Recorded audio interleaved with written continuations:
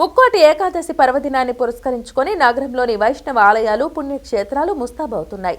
ముక్కోటి ఏకాదశి నాడు కలియుగ ప్రత్యక్ష దైవం వెంకటేశ్వర స్వామివారిని దర్శించుకోవటం తమ పూర్వజన్మ సుకృతమని భక్తులు భావిస్తారు. భక్తులకు ఎటువంటి ఇబ్బందులు కలగకుండా ఆలయ కమిటీలు ప్రత్యేక ఏర్పాట్లను చేస్తున్నాయి.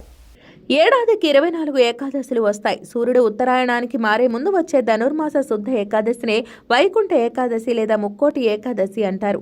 సూర్యుడు ధనుసు రాశిలోకి ప్రవేశించాక ధనుర్మాసం ఏర్పడుతుంది. ఈ ధనుర్మాసంలో వచ్చే శుద్ధ ఏకాదశిని ముక్కోటి ఏకాదశిగా జరుపుకోవాలని శాస్త్రాల్లో వివరించి ఉంది.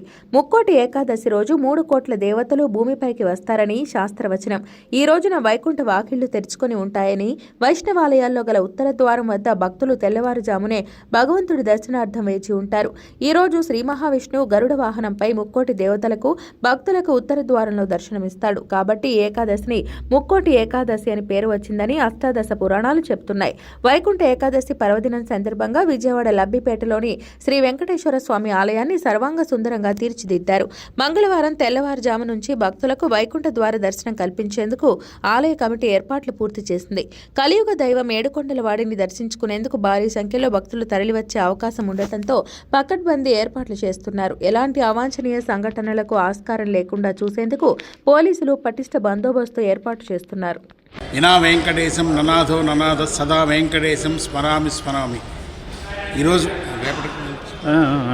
ఈరోజు వైకుంఠ ఏకాదశి సందర్భంగా ఈ కార్యక్రమాలన్నీ ప్రత్యేకంగా జరుగుతున్నాయి. స్వామివారికి ఉదయం 2 గంటల సమయంలో అభిషేకం చేస్తారు. అభిషేకం అయిన తర్వాత స్వామివారికి అలంకారం చేస్తారు. అలంకారం అయిన తర్వాత స్వామివారికి ఉత్తరముఖంగా ప్రత్యేకమైన అలంకారంలో స్వామివారిని దర్శనం చేస్తారు. సంవత్సరంలో వచ్చే అన్ని ఏకాదశుల్లోకి వైకుంఠ ఈ మాసం పుష్యమాసంలో వచ్చే ఏకాదశి విశేషమైనటువంటి ప్రత్యేకత ఉంది. ఈరోజు స్వామివారు దేవతలందరికీ వైకుంఠంలో ఒకరోజు స్వామివారికి దర్శనం ఇస్తారు. ఆ రోజు వైకుంఠ ఏకాదశి. ఆ రోజు మనం అందరం దర్శనం చేసుకుంటే కనుక మళ్ళీ పునర్జన్మ ఉండదని భక్తుల నమ్మకం.